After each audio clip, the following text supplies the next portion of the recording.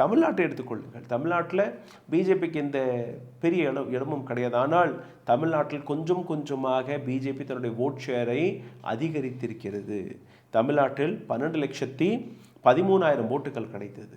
தமிழ்நாட்டில் யாரிடம் போட்டியிடப் போகிறது பிஜேபி? நாங்கள் ஜெயிச்சாலும் தோர்த்தாலும் எங்களுடைய ஓட் ஷேர் காங்கிரஸை விட அதிகமாக இருக்க வேண்டும் என்கிற ஒரு முடிவை தான் இவர்கள் எடுத்திருக்கிறார்கள். காங்கிரஸுக்கு எவ்வளவு கிடைத்தது? 19,76,000 ஓட்டுகள் போன தேர்தலும் போது. அதே டிஎம்கேவிற்கு 1,74,00,000, ஏஐடிஎம்கேவுக்கு 1,53,00,000. அதாவது காங்கிரஸாக இருக்கட்டும் அல்ல பிஜேபியாக இருக்கட்டும், ரெண்டு பேருக்குமே இந்த இரண்டு ரீஜனல் கட்சியுடைய தயவு தேவைப்படுகிறது.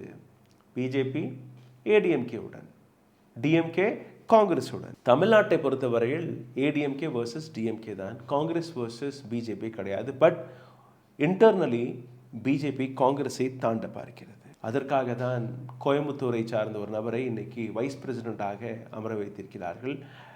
பிஜேபியுடைய பொலிட்டிக்கல் எக்ஸ்பெரிமெண்ட் சென்டர் கோயம்புத்தூர் தான் தமிழ்நாட்டில். அங்கிருந்து தான் இந்த ஒட்டுமொத்த விஷயத்தை எடுத்து வைக்க போகிறார்கள்.